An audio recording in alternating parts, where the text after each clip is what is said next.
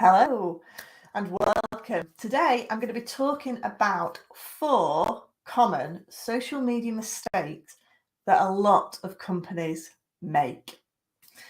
I'm Bex from Social Media Executive, and I train businesses how to effectively use social media.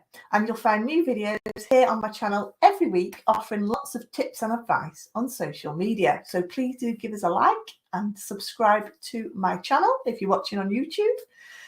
It'd be great to see you here every Monday at 12:30. So I work with a whole variety of companies, and companies come to me saying, Bex, I need some help with my social media. So I've seen everything when it comes to social media. I've seen the best social media strategies, and I've also seen the worst. And whilst I'm doing a lot of research, I come across 4 very, very common mistakes that people make accidentally because they just don't know how social media works. So today I'm going to be talking about the 4 main ones to really help you increase and improve your social media strategy, basically. So if you've got any questions, please do give us a question. Type in the comments. Do type in the comments if you've got any questions as we're going along. But there are 4 mistakes that I'm going to talk about now. The 4th one, I'm going to be talking about followers, and this is the biggest mistake people make. So do stay to the end because I'm going to be talking about followers and lots of followers and how it can be actually detrimental to your strategy. Okay, so the first mistake that I see people making is they don't write their social media profiles with their customers in mind. So what do I mean by this? What I mean is that when your ideal customer finds you, hopefully through some great content that you've been doing, they're going to look at your profile and they're going to be asking, should I follow this? Why should I follow this profile? Of what value is it to me? Okay. So when we're writing our social media profiles, we should be really thinking about what value do we add and why on earth would our ideal customers follow us? How are we helping them? I'll give you an example, actually. I was doing a bit of research on Facebook this morning on carpets. I thought, we'll have a look at carpets. Okay. And I saw 2 profiles and I just thought I'd have a look. So the first one said, they're selling a big carpet company. The first profile said, the fastest growing carpet retailer in the UK. That was it. Okay. And the second profile said, there's a one-stop shop for all your flooring needs when you need it right the first time. There's no silly offers or gimmicks, just genuine advice and support. So which one would you follow? I know personally, I'd go for the second one. I'm not interested in a massive company that's growing exponentially because what if they don't have time for me? Yeah. What if they don't have time if I've got a problem or don't have time to answer my questions? I need people who's going to give me that bespoke advice. So what you want to do is when you're writing your profiles, you want to be thinking about, 1, what does your customer want or what do they need? Okay. And how do you get that across in your profile? How can you help them, basically?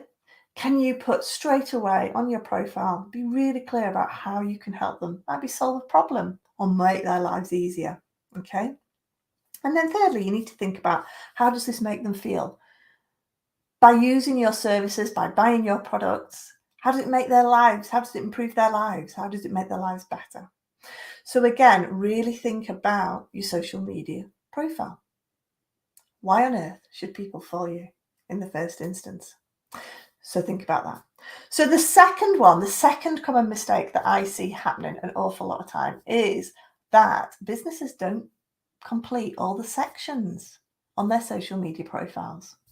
Now, it's quite easy for Twitter and Instagram. You can't put that much information on there, but I still see companies on Twitter not putting a banner on there. I still see companies on both those platforms not putting the web link on there. Okay, they're not completing some key elements of there. But particularly on the likes, if you look at Facebook and LinkedIn, for example, there's loads of information you can put on there, and still people don't fill it all in. Now, LinkedIn, you actually get LinkedIn Brownie points if you fill all of your profile section in on a personal profile, okay? Basically, it will rank you higher in the searches if you filled everything in. So if you don't fill everything in, you're immediately at a disadvantage. In fact, LinkedIn, it's just got rid of it actually, but used to have the All Stars badge. An All Stars badge, if you'd filled everything in, and you rank higher. So again, really important. And the same with Facebook. There are loads of things you can put on Facebook. Where you live, don't put that on there. Where you work, your contact details, the website, links to other social media, what your prices are, what services you run, your about section, your a more detailed description section. Again, you want to be filling these in. The more sections you fill in, the higher you're going to rank on Facebook, for example. You know, it works a little bit like a search engine. The more things you fill in on your profiles, the higher you're going to rank on those social media platforms. So you really need to be filling everything in. So the third one then, the third one is the third biggest mistake I see companies doing is they don't engage. We all know we've got to post content, but businesses don't then go and engage. And what do I mean by engagement? I don't mean just engaging on comments on your own posts that might appear. I also mean engaging on other pages, other comments on other posts that you see, engaging in groups. 10 years ago, you could grow your social media platforms really, really easily by just posting content. But these days, you can't. It's so competitive. You're talking 78% of businesses are likely to be on that social media platform you are on, promoting their business. It's really competitive. So now we need to be more proactive. And I suggest in all of the workshops that I run, 50% of your time should be spent creating content, but really the other 50% of your time should be engaging and building your audience and building your profile and your brand by getting out there and being active on that platform. Don't forget as well that the more active you are on a platform, that platform knows. LinkedIn, for example, is going to know how active you are. The more active you are, again, the higher that social media platform is going to rank you in the services, in the news feed for your posts and things like that. There is no post and run these days on social media. That really doesn't work.